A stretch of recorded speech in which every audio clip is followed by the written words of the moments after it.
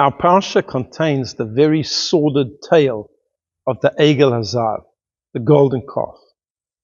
Just 40 days after receiving the Torah, after hearing the 10 commandments, you shall have no other God besides me, the children of Israel construct a golden calf and they worship it.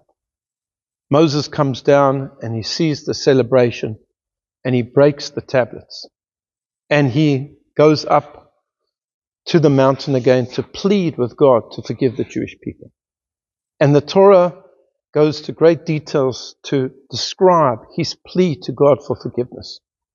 And one of those pleas is quite audacious, quite shocking, in fact. And this is recorded by Rashi. Moshe says to Hashem, this nation has sinned and they have made for themselves a god of gold. And Rashi asks, why did Moshe say this to God? Certainly God knew that they had made a golden calf. Why does he repeat the fact? What is he trying to put across? And he says as follows. He says it was you, God, who actually got them into the situation that caused them to sin in the first place. Because you gave them so much gold. When they left Egypt, you told me to instruct the Israelites, go to your neighbors and ask for all types of garments and gold and silver utensils. And the Israelites went to the Egyptians, and the Egyptians gave them all of this. They gave it to them with great grace and favor. And moreover, after the splitting of the sea, all of the chariots had washed up, and there was also a great deal of gold. And he says, you were the one who gave them all of this gold.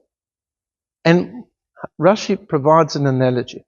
It's like a young man whose father feeds him well, gives him nice drink, and gives him a whole lot of money, and puts him outside of a house of ill repute.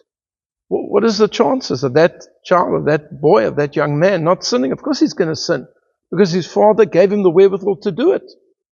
This is quite an audacious claim on behalf of Moshe.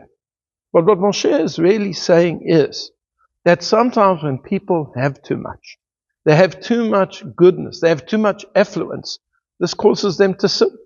And in fact, it is something that we see that Moshe warns the Jewish people about many, many times in the book of Devarim. You'll come into the land of Canaan and you will build beautiful houses and you will plant vineyards and fields, and you will become very wealthy, and you'll turn your back on God. And you'll say, we don't need God. Everything that we have made comes from our own power. And just as in the past, poverty, because the Jewish people throughout their history have suffered terribly with poverty, just as poverty was a great test, testing our resolve to serve God, so too in our generation we have incredible affluence. People have absolutely everything that they need. They are lacking for nothing. But it is very often that lacking that allows us to turn to God and say, God, we need you. Help me, fill my lacking.